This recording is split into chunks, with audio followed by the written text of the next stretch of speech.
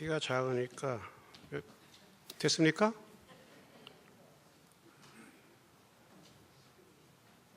이게 강대상을 자른 거예요. 그래서 키 작아서 강대상을 잘랐어요. 예.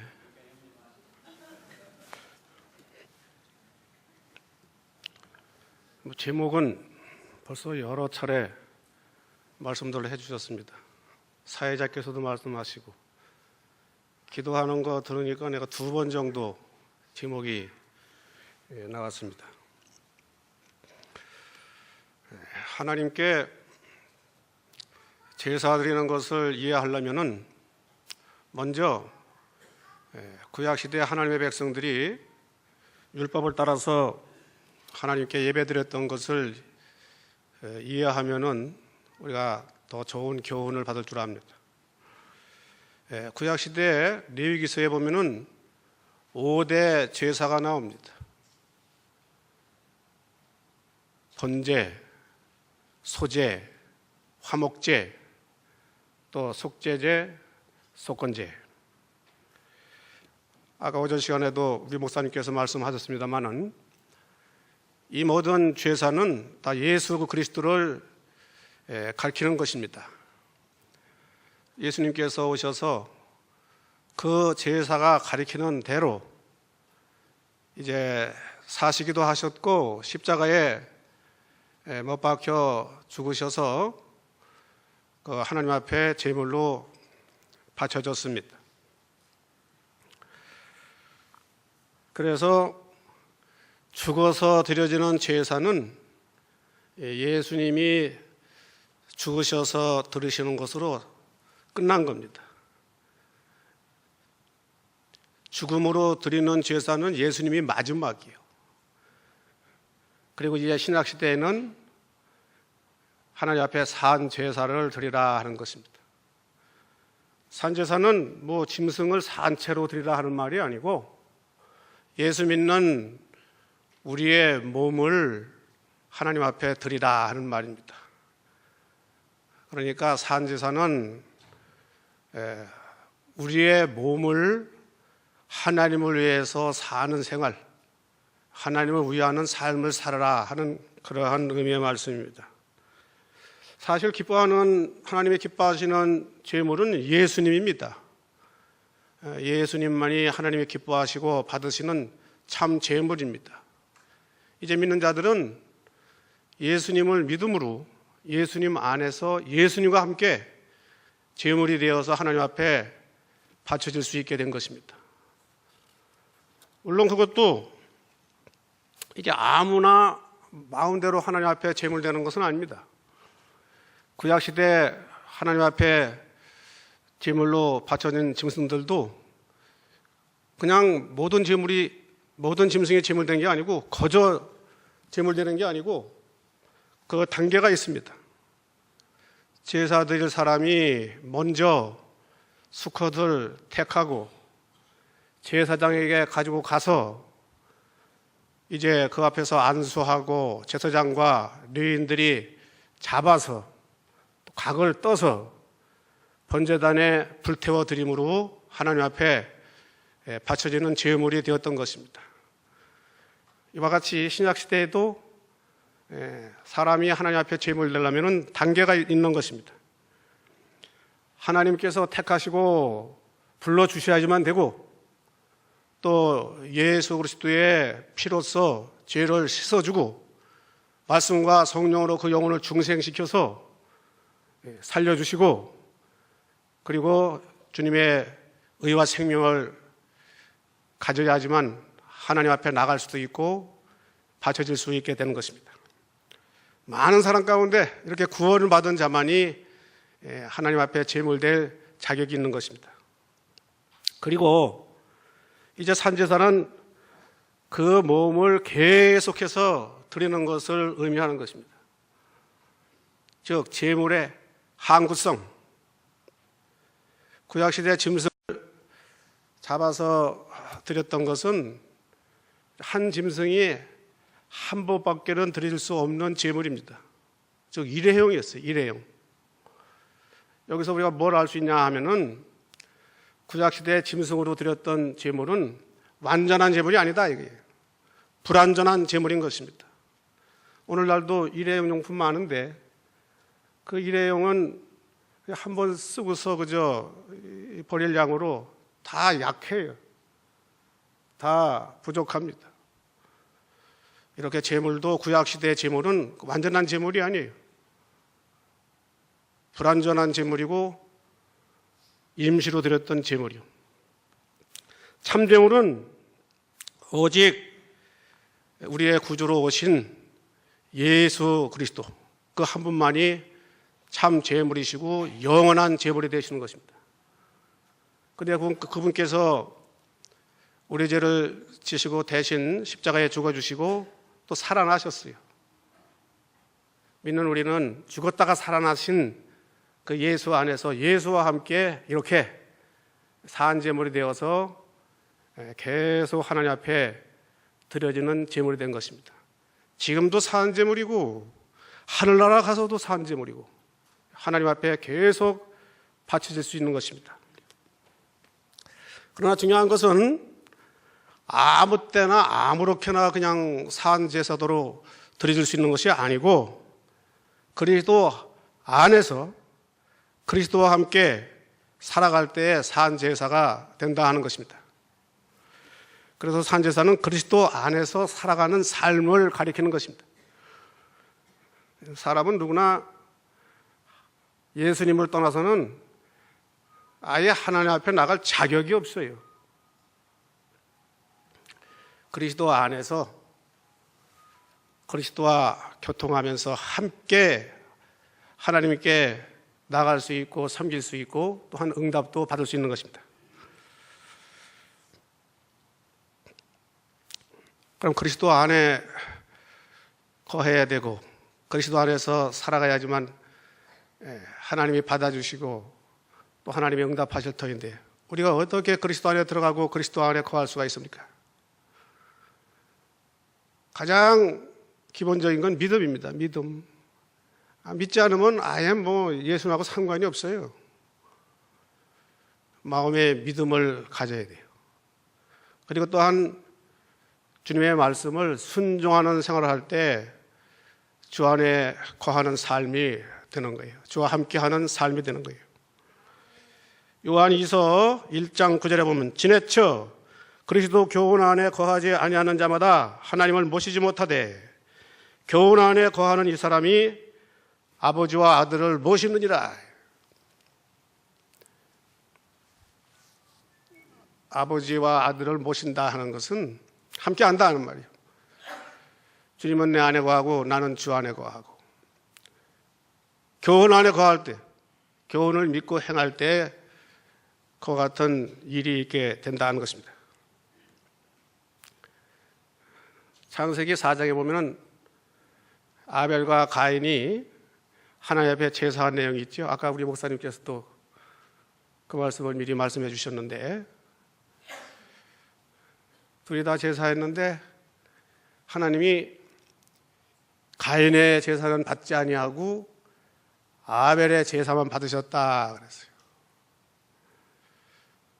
우리는 여기서 뭘 생각해야 되냐면은 그 제물을 받으시기에 앞서서 먼저 그 제사 드리는 사람들 그 자체를 먼저 하나님이 받으시고 안 받으시는 일이 있었다 하는 것이에요.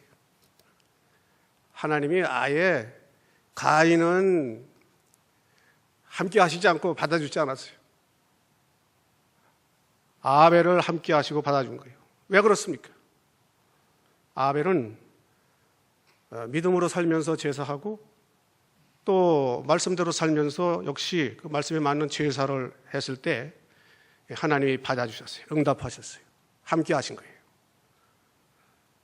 그러나 가인은 믿음으로 사는 생활을 하지 아니하고 말씀대로 살지 아니하고 그래서 역시 그것도 제사하는 데 나타난 거고 그럴 때 그 가인과 함께 그 제물도 받지 않은 거예요. 그래서 우리가 신앙생활하면서 중요한 것은 우리가 많은 것으로 하나님을 섬기려고 할 때 그보다 먼저 내 자신이 이 하나님이 받아주시고 함께해 주는 자가 되어야 한다 하는 것입니다.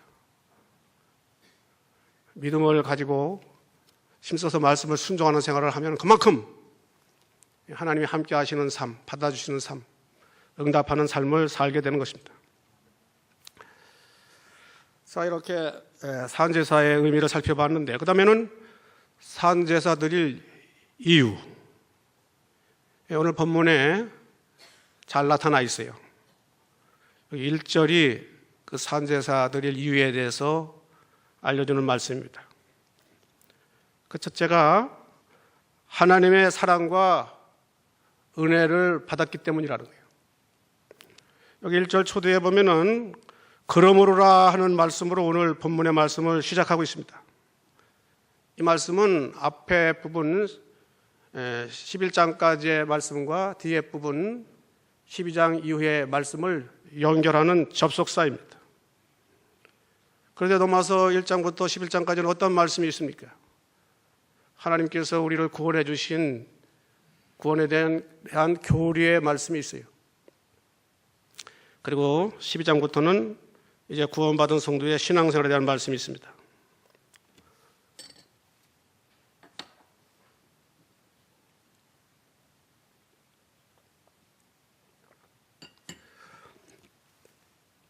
잘 아는 말씀입니다만은 오늘 하나님께서 우리를 구원해 주신 은혜를 우리가 깨닫고 또 많이 생각하는 것만큼 참으로 하나님을 위해서 기뻐하시는 산제사를 드리게 힘쓰게 될 것입니다.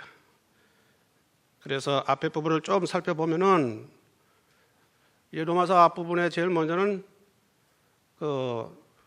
우리가 얼마나 불쌍한 죄인이었던가 하는 것을 말씀하고 있어요.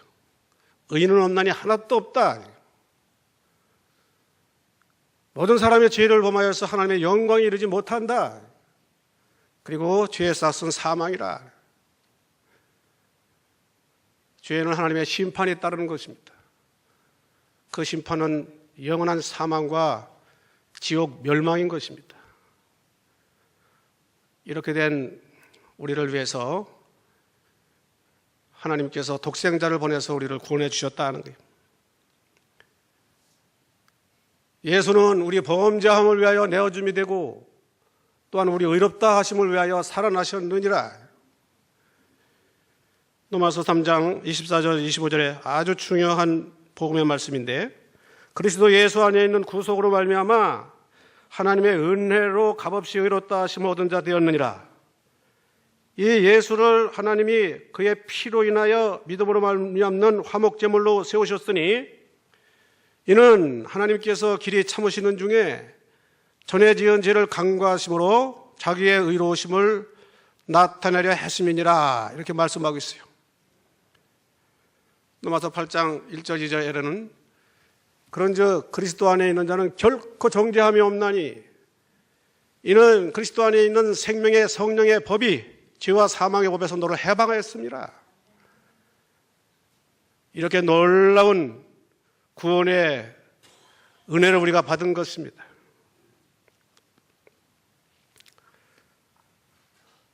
그러므로 오늘 말씀에 그러므로란 뜻은 하나님의 은혜를 받았으니 그러므로 하나님을 위해서 사는 생활을 해야 되지 않느냐 이렇게 권면하고 있는 것입니다. 하나님은 이렇게 먼저 사랑을 베푸시고 은혜를 베푸시고 그로 말미암아 하나님을 섬기게 하시는 분입니다. 그래서 바울은 오늘 본문에서 말하기를 형제들아 하나님의 모든 자비하심으로 너희를 권한다 이렇게 힘주어 권면하고 부탁하고 있는 것입니다. 여기 자비라는 말은 헬라 원문의 뜻은 모성적 사랑을 나타낸다 그래요. 하나님께서 죄인된 우리를 독생자를 보내면서까지 구원해 주신 것은 이건 말로 다 할 수 없는 지극한 사랑이라는 거예요. 그래서 하나님의 모든 자비하심으로 너희를 권한다 하는 바울의 권면은 측량할 수 없는 하나님의 사랑과 은혜를 받았으니 그러므로 하나님을 위해서 살아야 되지 않겠느냐 하고 이렇게 권면하고 있는 것입니다. 그 다음에 또 산제사들 이후 두 번째로는 하나님이 기뻐하시니, 하나님이 기뻐하시는 거룩한 산제사로 드리라. 하나님이 이러한 제사를 기뻐하셨대요. 출애굽기 20장에 보면은 십계명 주신 말씀이 있어요. 십계명은 하나님이 기뻐하시는 하나님의 뜻입니다. 그걸 지키면은 하나님의 뜻이 이루어지고 하나님이 기뻐하시고 영광을 받으십니다. 그러면 하나님께서 뭘 근거로 해서 이렇게 십계명을, 하나님이 기뻐하시는 십계명을 지키라고 요구하시고 명하시는가? 그걸 십계명 주시기에 앞서서 출애굽기 20장 2절에 보면은 밝히고 있어요. 나는 너를 애굽 땅 종되었던 집에서 인도하여 낸 너희 하나님 여호와로라. 하나님은 우리가 모든 걸 할 수 있게, 믿는 것부터 믿을 수 있게 해주고 믿으라 하는 거예요. 그리고 하나님을 섬길 수 있게 모든 것을 다 해주시고 섬기라 하는 것입니다. 여기 오늘 본문 앞에 이제 교리적인 말씀하고 마무리하는 그러한 말씀인데, 여기 11장 35절 36절에 보면은 누가 주께 먼저 드려서 갚으심을 받겠느냐? 이는 만물이 주에게서 나오고 주로 말미암고 주에게로 돌아갑니다. 영광이 그에게 세세에 있으리로다. 아멘. 이건 철학적인 말씀이에요. 신앙생활에서 이 철학으로 삼으라고요. 우리의 모든 삶의 이 근본적인 것을 알려줘요. 다 하나님께서 먼저 주셔서 하나님을 섬기게 하신다는 것입니다. 우리가 산지사들이고 어떻게 하나님을 섬기고 해도 내가 잘나고 내가 가진 거 있고 내가 할 수 있어서 하는 게 아니라 하나님이 다 주셔서 하게 하는 거예요. 그러므로 하나님께로부터 받는 거 잘해서 하나님 앞으로 돌려드리는 생활 잘해야 돼요. 하여간에 하나님의 사랑과 은혜를 깨닫는 것만큼 그만큼 기쁜 마음으로 감사하는 마음으로 하나님을 위해서 살기를 힘쓰게 될 것입니다. 사도 바울은 고린도후서 5장 14절에서 그리스도의 사랑이 우리를 강건하시는도다 이렇게 말하더니 얼마나 이제 예수님을 알고 영접하고 한 후에 그 주님을 위해서, 그 교회를 위해서 누구보다도 희생 많이 하고 고난을 당하고 충성했습니까? 오늘 이 말씀도 사도 바울께서 성령의 감동을 받아서 우리에게 주시는 말씀 아니에요? 사도 바울이 이러한 생활을 하고 있는 거예요. 사도 바울은 그러한 신앙생활을 하는 겁니다. 이렇게 하면서 이것이 얼마나 필요하고 귀하고 복된 일인 줄 알고 사랑하는 성도들도 이렇게 권면하고 가르쳐주고 있는 거예요. 우리도 하나님의 큰 사랑과 은혜를 받은 자로서 우리의 몸으로 하나님을 기쁘시게 하는 생활을 해야 됩니다. 이 몸이라고 하는 것은 우리 몸뚱아리만 말하는 게 아니에요. 우리 전체를 가리키는 거예요. 우리 몸과 몸 안에 있는 모든 것을 하나님이 받으실 만한 것은 다 동원해서 다 바쳐서 하나님을 섬기는 삶을 살라. 그 다음에 또 사한제사 드려야 할 이유 세 번째는 사한제물이 되었으니, 사한제물이 되었으니 어떻게 살아야 합니까? 사한제물로 살아야죠. 그것이 사한제사 드리는 생활을 하는 거예요. 성경에 보면은 우리 신자들을 가리켜서 칭하는 거, 또 가르쳐주는 모든 내용을 보면 다 그냥 하나님을 위해서 살라는 거예요. 다. 고린도전서 6장 19절 20절에 보면 너의 몸은 너희가 하나님께로부터 받은 바 너희 가운데 계신 성령의 전인 줄을 알지 못하느냐? 너희는 너희의 것이 아니라 값으로 산 것이 되었으니 그런즉 너희의 몸으로 하나님께 영광을 돌리라. 또 고린도전서 3장 16절에는 우리가 성령에 거하는 하나님의 성전이 되었다. 하나님이 우리를 성전 삼고 우리 안에 거하고 계시다는 거예요. 또 베드로전서 2장 9절에는 오직 너희는 택하신 족속이요 왕같은 제사장들이요 거룩한 나라요 그의 소유된 백성이니 이는 너희를 어두운 데서 불러내어 그의 기이한 빛에 들어가게 하신 자의 아름다운 덕을 선전하게 하려 하심이라. 예수 믿어 구원받은 우리는 예수님의 피로 값주고 산 자가 되었다는 거예요. 그래서 하나님의 것으로 삼으셨다는 거예요. 또 하나님이 성전 삼고 계시다는 거예요.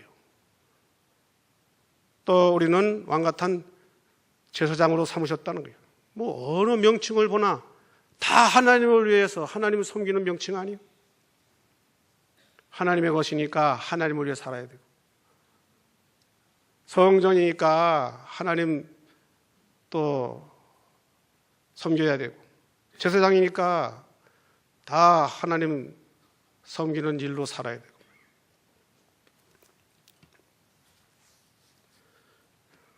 또 사한제사 드려의 이유 네 번째로는 사한제사 드리는 삶은 영적인 예배라 하는 거예요. 우리 여기 말씀 보면은 이는 너희에 드릴 영적 예배니라. 예배가 무엇입니까? 아까 오전에도 우리 목사님께서 예배에 대해서 말씀해 주셨는데 조금 더 구체적으로 또 제가 필요한 것을 또 생각하면은 예배는 하나님께 나가는 거죠. 하나님께 나가지 않고 예배 드리는 게 어디 있어요? 나가고, 그리고 또 하나님과 이 만남을 갖는 거예요.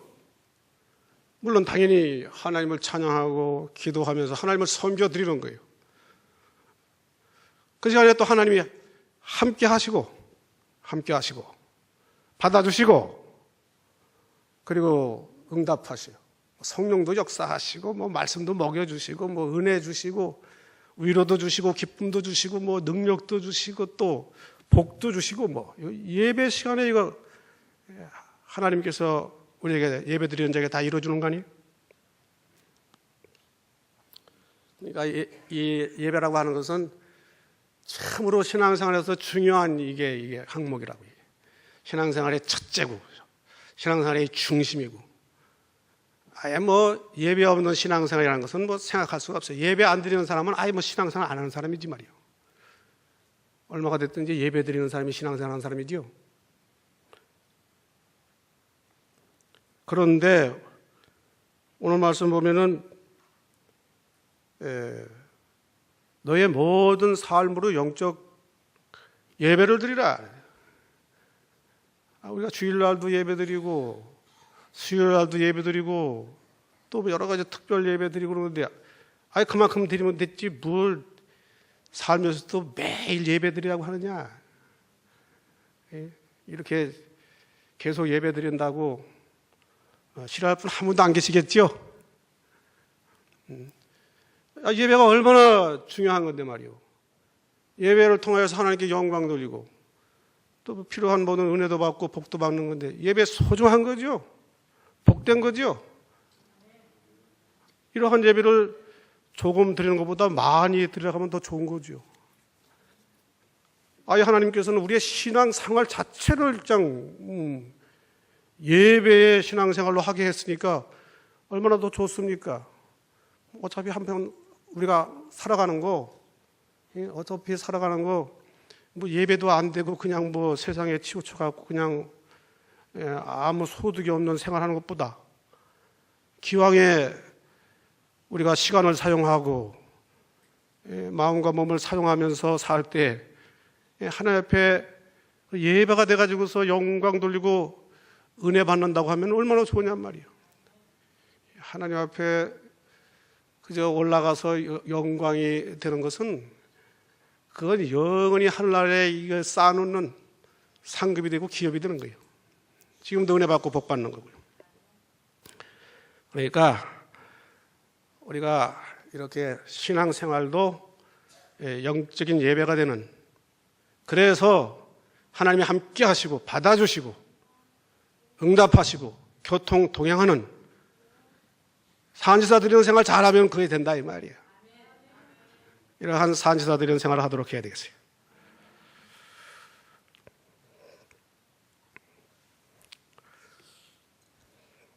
성경에 보면은 에녹이 이러한 삶을 살았던 것 같아요. 에녹은 믿음으로 말미암아 하나님과 동행하는 생활을 했다. 또 그 생활은 하나님을 기쁘시게 하는 생활이었다 하는 거예요. 그런데 이러한 에녹은 하나님이 아예 죽기도 전에 이 하늘나라로 데려가셨다.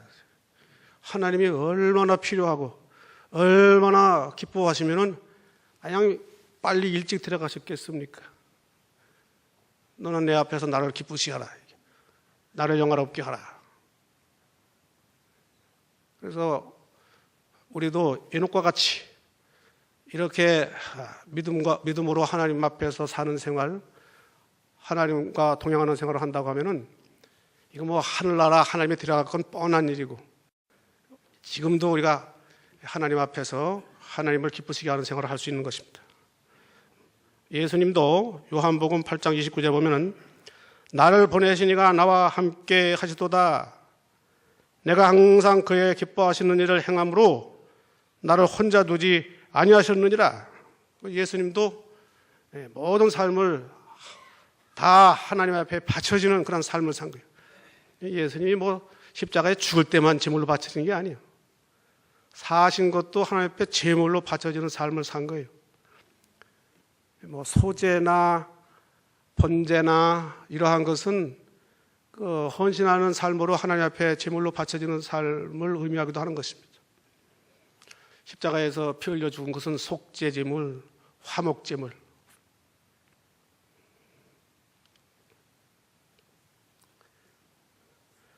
이렇게 우리가 사한 제사 드리는 삶으로 우리를 사랑하시고 은혜 주시는 그 하나님과 함께하고 동행하고 교통하는 생활을 하면서 하나님께 영광 돌리고 은혜와 복 받는 삶을 사도록 해야 되겠습니다. 그러면 이제 마지막으로 가장 중요한 또 사한 제사 드리는 방법, 이건 2절에서 말씀하고 있는 겁니다. 누가 한번 읽어보세요. 너희는 이 세대를 본받지 말고 오직 마음을 새롭게 함으로 변화를 받아 하나님의 선하시고 기뻐하시고 온전하신 뜻이 무엇인지 분별하도록 하라. 여기 첫째는 이 세대를 본받지 말아야 한다 그랬습니다. 성경은 이 세대를 가리켜서 빌립보서 2장 15절에는 어그리고 거스리는 세대라 했고, 마태복음 16장 4절에는 악하고 음란한 세대라 했습니다. 또 사도행전 2장 40절에는 패역한 세대라 그랬습니다. 이러니 이 세대를 본받는 삶을 살면은, 이 세대를 따라 살면은 절대로 하나님 앞에 받으시고 기뻐하시는 산제사들의 생활을 할 수 없는 것입니다.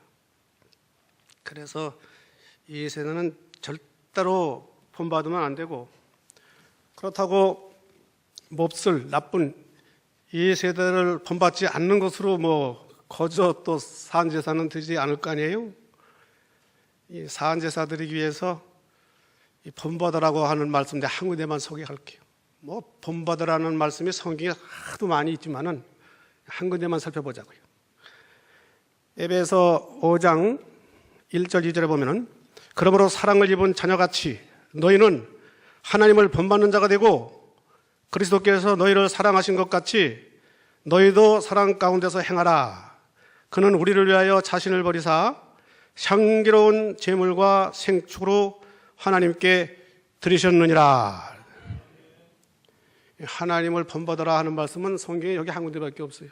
뭐 내용이야 많이 있지만은 직접 말씀한 것은 여기에 있어요.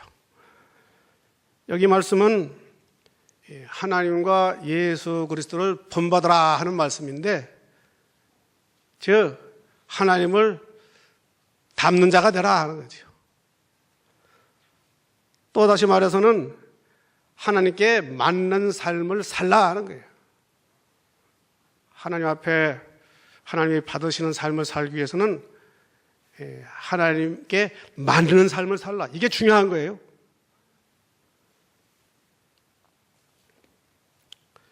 하나님은 하나님께 맞는 것이라야지 인정하고 받아주시고 기뻐하시고 상도 주시고 복도 주시고 응답하시고, 하나님께 맞지 않는 것은 아예 하나님이 거들떠보지도 않아요. 안 받아요.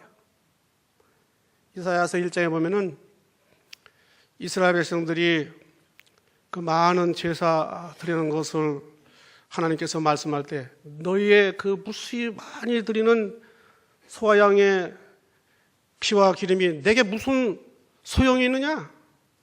나와 아무 상관이 없다. 내 마당만 밟을 뿐이니라.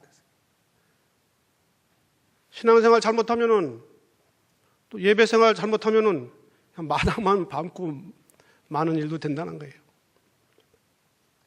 마태복음 7장 22절 23절에 보면은 주의 이름으로 선지자 노릇하고 귀신을 쫓아내고 병을 고치고 능력을 행했다 하는 자들을 향해서 주님이 하시는 말씀이, 내가 너희를 도무지 알지 못한다. 너희가 누구냐? 이 불법을 행하는 자들아, 내게서 떠나가라. 왜 그래요? 주님께 안 맞으니까 그래요. 안 맞으니까. 주님께 맞는 거는 하나님이 다 받아주시고 기뻐하신다니까요. 안 맞으니까 그래요. 가인의 제사가 주님께 안 맞으니까 안 받아준 거예요. 아벨의 제사는 맞으니까, 딱 맞으니까 받아준 거예요. 그래서 예배할 때에도 신령과 진정으로 예배할지니라 이렇게 말씀하잖아요. 왜 그럽니까? 그게 하나님께 맞는 예배가 되는 거예요. 왜? 하나님은 영이시고 진리시니까 영으로 예배하고 진리로 예배해야지 하나님께 딱 맞는 거죠. 예배에서부터 하나님께 맞는 예배를 드려야 돼요. 아무리 열심을 내고 여러 가지를 하고 별의별 모션을 다 취해도 신령과 진정이 못 돼서 하나님께 맞지 않으면 하나님이 안 받으셔요. 예수님은 다 하나님 아버지의 뜻을 따라서 하나님 아버지의 맞는 삶도 사시고 또 맞는 죽음도 죽으신 거예요. 그러니까 하나님이 그걸 다 받아주시고 기뻐하시는 제물이 될 수 있었던 것입니다. 그러니까 우리도 하나님 앞에 맞는 삶을 살아야 되는데 그리스도를 본받는 그런 삶을 살도록 해야 되겠습니다. 그 다음에 두 번째로는 마음이 새롭게 되어야 한다. 마음이 무엇입니까? 마음은 우리 인격의 중심 기관으로서 생각하는 기관이죠. 생각. 뭘 분별하고 또 판단하고 결정하고 그것도 다 마음에서 이루어지는 거예요. 무엇을 아는 거, 느끼는 거, 결의하는 거 다 그 마음에서 이루어지는 거예요. 그래서 영과 육의 모든 것이 마음을 통하여서 우리의 삶에 나타나게 되는 것입니다. 행동화되는 것입니다. 여기 마음에 대한 말씀이 나오니까 영혼에 대해서도 좀 생각을 해보겠습니다.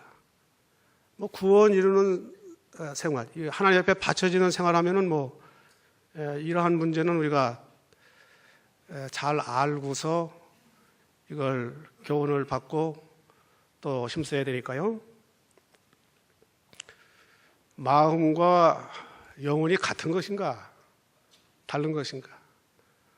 일단은 다르다고 보는 것이 맞습니다. 물론 넓은 면으로 보면은 사람은 두 가지 본질로 되어 있어요. 보이는 물질적인 본질, 우리 이 몸, 육신, 또 보이지 않는 비물질적인 본질. 여기는 뭐 영혼도 들어가고 마음도 들어가는 거예요. 그래서 마음과 이제 영혼은 비물질적인 것으로 넓은 의미에서는 이제 한 본질이에요, 한 본질. 그래서 그냥 넓게 그냥 하나다 그렇게 생각하는 사람이 있어요. 그냥 편하게 그냥 뭐 영혼이 마음이고 마음이 영혼이고 뭐 그렇게 말하는 사람들 있어요. 뭐. 그러나 기능적인 면에서는 다르게 이렇게 보여지는 말씀이 많이 있습니다. 마음의 기능과 영혼의 기능이 다르다 이 말이에요. 영혼도 영의 기능하고 혼의 기능을 구분할 수가 있어요. 영혼이 뭐 떨어져 있는 건 아닌데 하나인데 기능 면에서는 달라요. 설명하자면은 이 손을 가지고 이거 설명하는데요.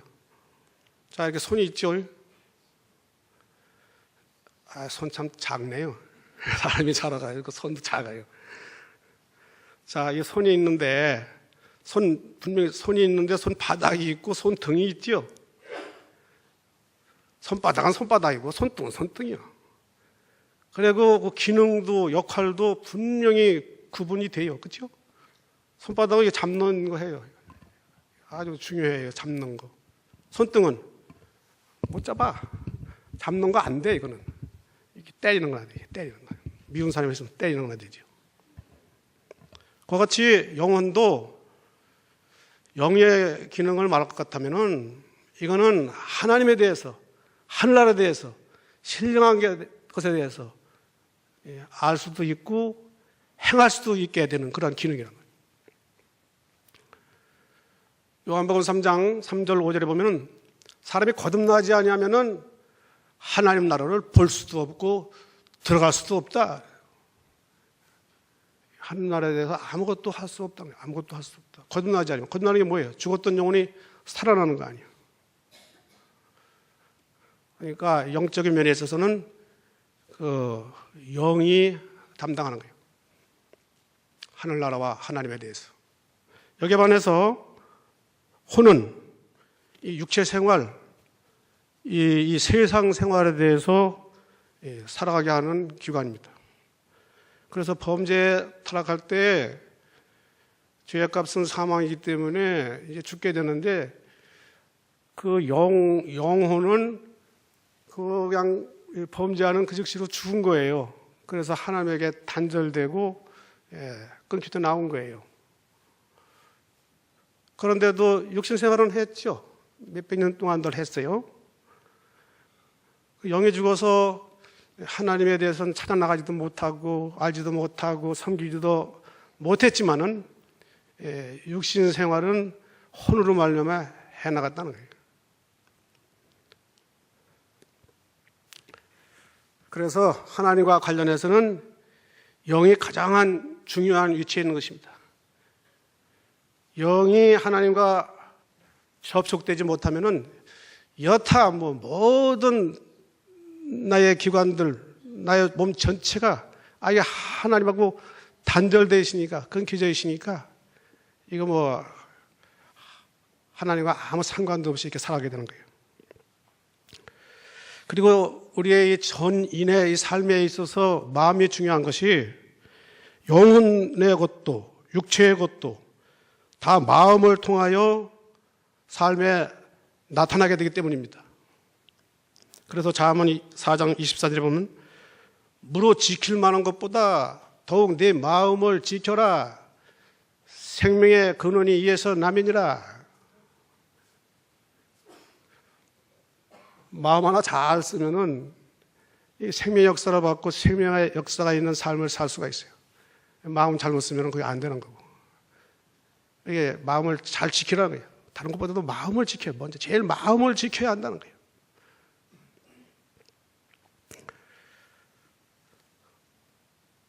마음이 이렇게 중요한 건데, 그러나 예레미야서 17장 9절에 보면은 만물보다 거짓되고 심히 부패한 것은 마음이라 이렇게 말씀하고 있어요. 마음을 보다 거짓되고 심히 부패한 것이 마음이래요. 그러니 이 마음이 새로워져야지만 되지 않겠어요?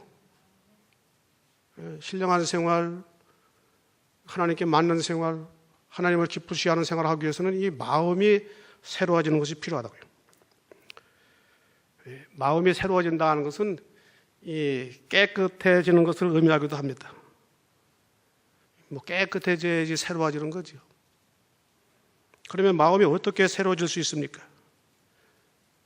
먼저 마음이 더러워지는 경우를 한번 살펴보자고요. 마가복음 7장 20절, 23절에 또 가라사대 사람에게서 나오는 그것이 사람을 더럽게 하느니라. 속에서 곧 사람의 마음에서 나오는 것은 악한 생각, 곧 음란과 도적질과 살인과 간음과 탐욕과 악독과 속임과 음탕과 홀기는 눈과 회방과 교만과 광패니 이 모든 악한 것이 다 속에서 나와서 사람을 더럽게 하느니라. 이러한 것은 다 육체에 있는 부패성이에요. 그런데 이것이 마음을 통하여 나오게 되면은 그 마음이 더러워질 수밖에 없죠. 이 마음은 그릇과 같아요. 또 무슨 통로와 같아요. 더러운 것이 통해 나오면은 더러워지는 거지. 그러면 마음이 깨끗해지고 새로워지려면 어떻게 해야겠습니까? 이건 다 우리가 뭐 성경 말씀에서 이걸 알아내야 되고 해결하도록 해야 돼요. 디도서 3장 5절에 우리를 구원하시되 우리의 행한 바 의로운 행위로 말미암지 아니하고 오직 그의 긍휼하심을 쫓아 중생의 씻음과 성령으로 새롭게 하심으로 하셨나니. 그런가 하면 에베소 5장 26절에는 물로 씻어 마음으로 깨끗하게 하사 거룩하게 하시고 중생의 씻음과 성령으로 새롭게 하셨다. 새롭게 하는 데는 성령의 역사가 있어야 돼요. 또 물로 씻어 말씀으로 깨끗하게 하시고 거룩하게 하셨다. 또 이 말씀의 역사가 있어야 돼요. 이것은 이미 했다 그랬어요. 새롭게 하심으로 하셨나니 또 말씀으로 깨끗하게 하사 거룩하게 하시고 이거는 하나님이 우리 영혼을 중생시킨 걸 가리키는 거예요. 우리 영이 중생할 때 하나님이 성령과 말씀으로 깨끗하게 하신 거예요. 죽을 때 죄로 말미암아 더러워져 가지고서 죽은 거요. 그 죄로 더러워진 영혼을 다시 살아나게 하려면 그 더러운 걸 다 제거하고 깨끗게 해야 할 거 아니야. 그걸 성령과 말씀으로 하셨다는 거예요. 그러면서 성령과 말씀으로 중생시키고 말씀과 성령이 중생하고 그냥 가신 게 아니라 그 중생시킨 그 영혼의 그 내주에 계시는 거예요. 성령의 인치심, 성령의 내주, 그러한 신학적인 용어가 있잖아요. 내주, 중생시킨 자에게 성령이 내주에 계시다고요.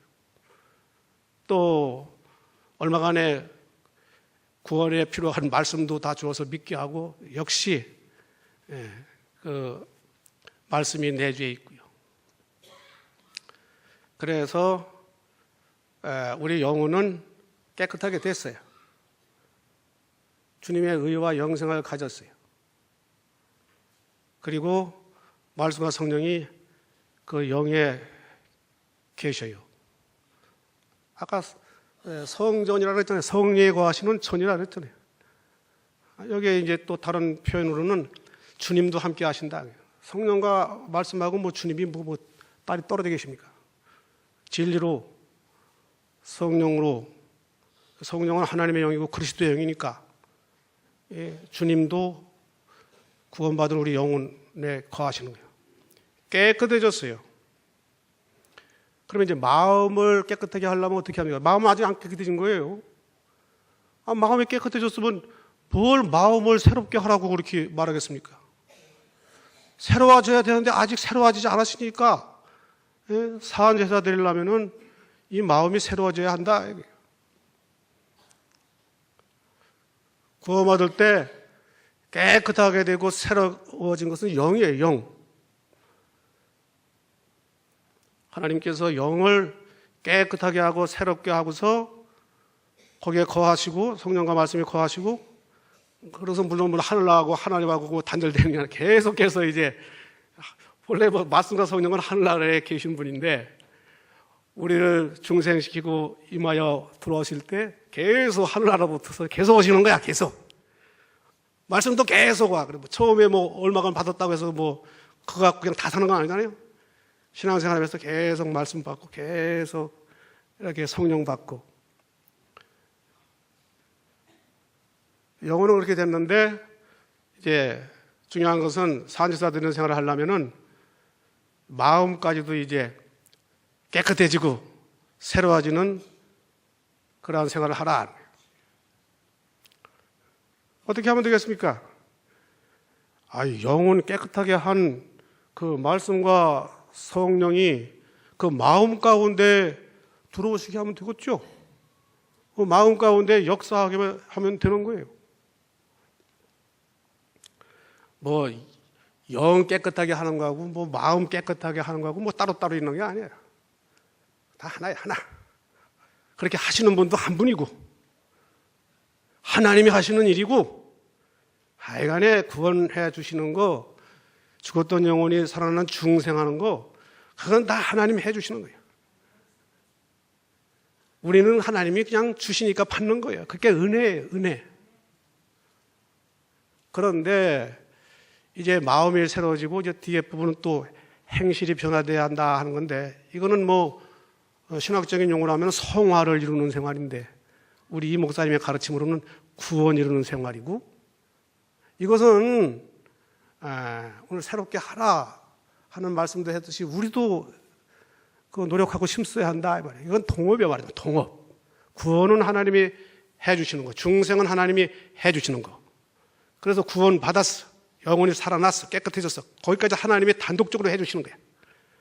그 다음에 마음이 새로워지고 행실이 변화되고 하는 것은 우리도 이걸 알고서 사모하고 노력하고 힘쓰면은 그만큼 이루어져 가는 거예요.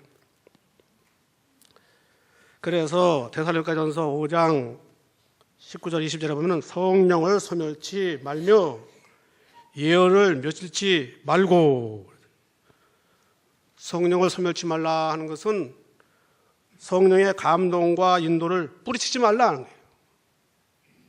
예언을 며칠치 말라 하는 것은 하나님의 말씀을 등한히 하지 말라 하는 거예요.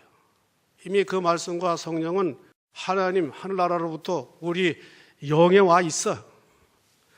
그리고 우리의 마음을 거기서 감동해. 아주 가까이에서 감동해. 역사하려고 그래요. 그걸 물리치지 말라는 거예요. 거절하지 말라는 거예요. 관심 밖에 두지 말라는 거예요. 그거 알고 귀하게 여기고 사모하고 잘 인도를 받으라는 거예요. 그러면은 하는 것만큼 할 때마다 하는 것만큼 마음이 새로워지게 되는 거예요.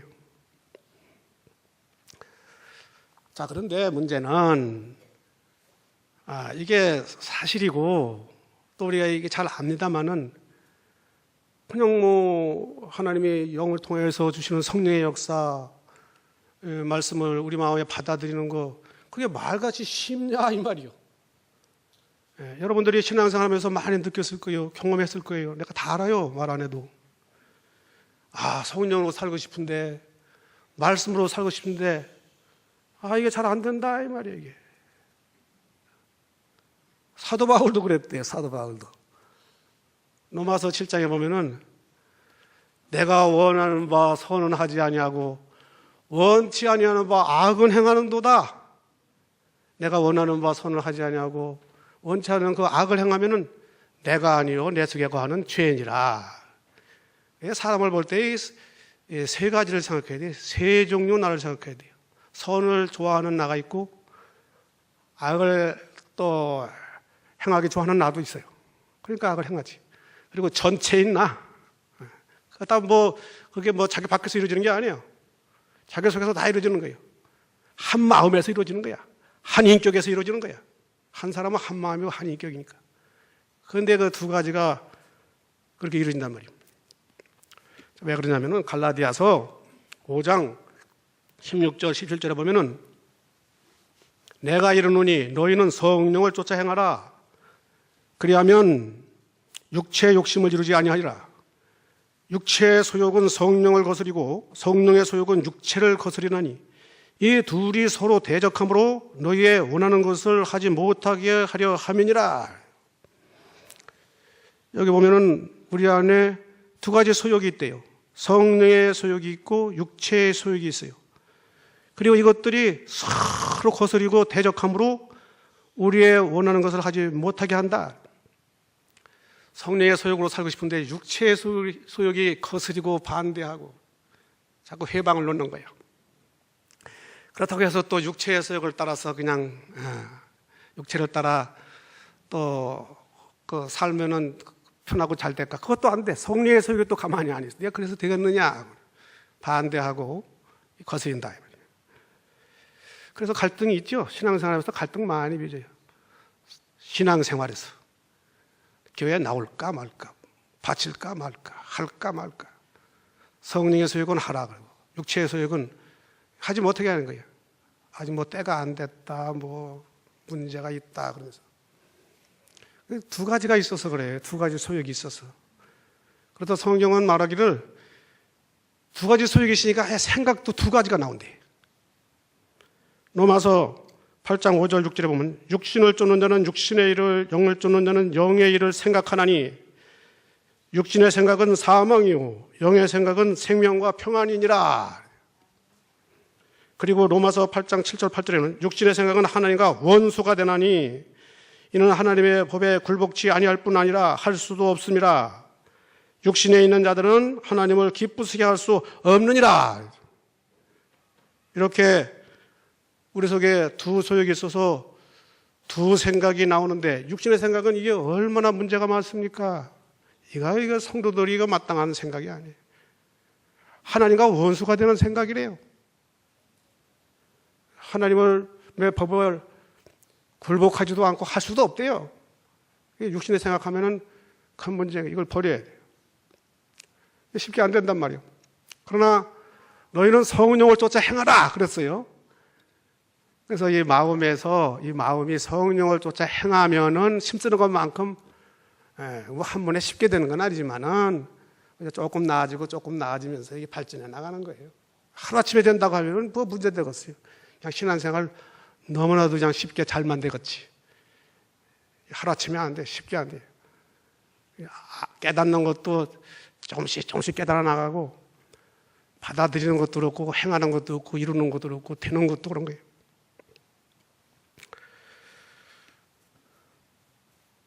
자, 그 다음에 세 번째로는 행실이 변해야 한다.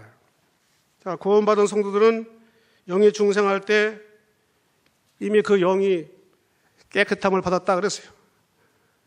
이제 지금 또 마음도 이제 그 영혼과 이제 가깝게 지내가지고서 영혼의 감동과 인도를 잘 받고 이렇게 영혼 쪽으로 기울어져서 영하고 잘 사이좋게 지내는 그 심령이라 그래. 심령. 육체를 따라 사는 건 심령이 아니야. 마음과 중생한 영이 이렇게 하나 되어서 생각하고 말하고 행하고 살아갈 때 심령. 사도 바울은 로마서 1장에 보면은 자기가 하나님을 섬길 때 심령으로 섬긴다 그랬어요. 나의 심령으로 섬기는 하나님이라. 그렇게 해야 되고 그렇게 하니까 신앙생활이 잘 되는 거예요. 심령으로 신앙생활하고 하나님을 섬기도록 하라고요. 근데 어쨌거나 하여튼 마음은 계속 새로워져 나가도록 해야 돼요. 하루아침에 되는 게 아니에요. 자꾸 새로워지면 새로워질수록 자꾸 자라나고 더 힘있게 되고 강해지고 그만큼 영적으로 기울어져서 그 영적인 일을 많이 할 수 있는 거예요. 이 변화 단계가 있는 거예요. 영, 마음, 인격, 외부적 행실. 자, 행실이 변해야 한다. 어떠한 행실로 우리가 변화된 모습을 보여야 되겠습니까? 마태복음 17장에 보면은 예수님이 베드로, 야고보, 요한을 데리고 높은 산에 올라가서 그들 앞에서 변형된 모습을 보여줬다. 갑자기 변화된 모습을 보여줬어요. 그런가 하면은 고린도후서 11장 14절에 보면은 사단도 자기를 광명한 천사로 가정한다. 그럼 예수님도 변형된 모습을 보여줬고 사단도 변형된 모습을 보였던 것입니다. 뭐가 다릅니까? 뭐가 달라요? 예수님은 본래 그 속에 지니고 있는 신성의 영광이 밖으로 표출되어 나온 거예요. 거기에 반해서 사단은 속에는 어때요? 이 악한 것만 가득 차 있죠. 그러면서 다른 사람을 속이고 미혹하기 위해서 겉만이기 꾸민 거예요. 아름다운 천사로. 그래서 우리가 이렇게 행실의 변화를 받을 것은 이 사단과 같이 그냥 외부적인 그 행실만 꾸며서 보이는 그러한 변화를 말하는 게 아니라 예수님과 같이 우리 속에 있는 것, 하나님이 우리 속, 이 영을 통하여서 주시는 것이 우리의 그 삶에 나타나도록 해야 한다는 거예요. 마음을 통하여서 행실로 나타나게 하라. 그러니까 행실의 변화를 받으라 하는 것은 그러한 의미인 것입니다. 그래서 아까 이 세대를 본받지 말라 그랬고 또 우리 육체 가운데서 우리를 더럽게 하는 것이 나온다 그랬으니까 성경에서 그것은 힘써서 벗어버려라, 멀리하라. 그리고 이제 뭐 새 사람을 입어라, 새 마음을 가지고 변화된 행실을 가져라, 새 사람을 입어라. 그렇게 말씀하는 데가 수도 없이 많은 거예요. 내가 시간을 조금 더 해도 괜찮은 것 같아요. 여러분들 지루하시죠? 재미가 별로 없을 건데.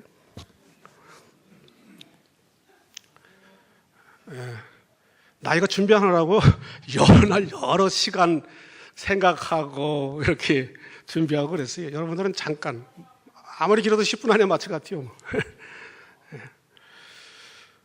자, 베드로전서 4장 3절에 보면은 너희가 음란과 정욕과 술 취함과 방탕과 연락과 모법한 우상 숭배를 하여 이방인의 뜻을 쫓아 행한 것이 지나간 때가 족하도다.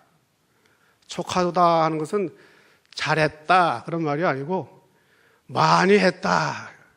이게 뭐 좋은 일입니까? 이게 하나님께나 뭐 다른 사람에게나 뭐 자기에게 뭐 하나나 유익되고 뭐 좋은 일입니까? 그런데도 믿기 전에는 이거 수도 없이 했다는 거예요. 많이 했다는 거예요. 근데 믿고 난 다음에는 이런 걸 버려야 되지 않겠느냐. 믿고 난 다음에도 믿기 전에 하던 그런 행위를 계속하면 되겠느냐 이거야. 로마서 13장 12절에는 밤이 깊고 낮이 가까웠으니 그러므로 우리의 어두움의 일을 벗고 빛의 갑옷을 입자. 옷은 행위를 가리켜요. 그러니까 빛된 행위를 하라. 로마서 14장 14절에 오직 주 예수 그리스도로 옷 입고 정욕을 위하여 육신의 일을 도모하지 말라. 그리스도로 옷 입으라는 건 그리스도를 닮는 행실을 하라는 거예요. 에베소 4장 22절로 24절에 너희는 유혹의 욕심을 따라 썩어져가는 구습을 쫓는 옛사람을 벗어버리고 오직 심령으로 새롭게 되어 하나님을 따라 의와 진리의 거룩함으로 지으심을 받은 새 사람을 입으라. 옛사람을 벗어버리고 새 사람을 입으라. 그리스도인 신자들에게는 이 두 사람의 모습이 있다는 거예요. 옛사람, 이거는 믿기 전서부터 살아온 사람이요. 죄 짓는 사람. 이것을 겉사람이라 하기도 해요. 여기는 육신의 부패성이 있고 죄성이 있고 연약성이 있어요. 그건 벗어버리라는 거예요. 새 사람은 이제 그 중생할 때에 성령과 말씀으로 새로 지으심을 받은 사람이요. 새로 지음을 받았다는 것은 뭐 영이 없었는데 새로 만들어냈다는 말이 아니고, 영이 죽어 있어서 아무 그 삶을 살지 못했는데 이제 살려줘서 살게 했다 그런 말이에요. 그런데 새 사람을 입으라. 아까도 말했지만 영만 말하면 뭐 아예 뭐 새 사람 된 거예요. 완전한 사람 된 거예요. 그런데 마음을 새롭게 하고 행실의 변화라 할 때에 이제 영을 따라서 우리의 마음도 새롭게 하고 행실도 새롭게 하는 그러한 자로 자기를 만들어 나가라, 자라 나가라, 그런 생활을 심쓰라 하는 말이에요.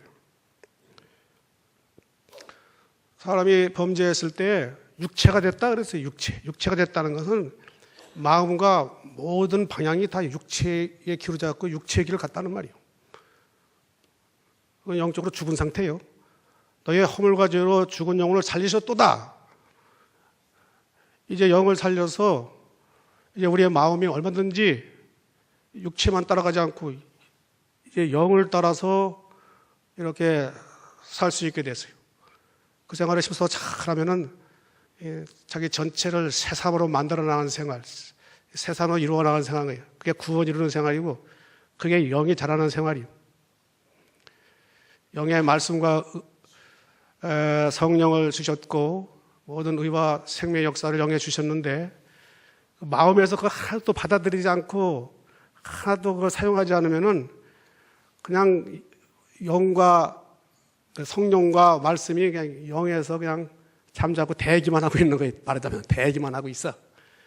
그걸 마음이 받아들여 갖고 그걸 생각하고 그것으로 말하는 생활, 그것으로 행하는 생활을 실천하면은 하나님께로부터 계속 성령이 영을 통하여 오는 거예요. 예? 말씀도 계속 통하여 오고 은혜도 오고 기쁨과 능력이 오고 모든 것이 하나님께로부터 영을 통하여서 마음에 오는 거예요. 그러면 자연히 이제 우리의 모든 인격과 우리의 모든 생활과 함께 영이 자라나는 거예요. 영이 뭐 혼자만 자라나는 거 아니야. 우리의 심령이 이렇게 좋아지고 자라나고 우리의 삶이 자라나고 풍성해지는 거라고요. 그래서 행실이 변화돼야 한다. 행실 변화를 심써야 돼요. 그 다음에 네 번째로는 하나님의 뜻을 분별해야 한다. 분별하라는 말은 원어로 도키마조라고 하는데 시험하여 갈라놓는다. 우리가 이 신앙생활, 거룩한 생활, 신령한 생활, 참으로 이 영적인 생활 이거 잘 하면서 그 길을 가려면은 갈라놓는 것부터 잘해야 돼요. 영적인 분별력을 가지고 갈라놓는 것부터 잘해야 한다고요. 갈라놓는 거 못하면은 그냥 뭐 잘못된 길도 얼마든지 갈 수 있을 거 아니에요. 분별하고 갈라놓고 진리와 비진리를 갈라서 비진리는 떠나고 멀리쳐버리고 진리에 서고 진리의 길을 가야 할 거 아니에요. 이것이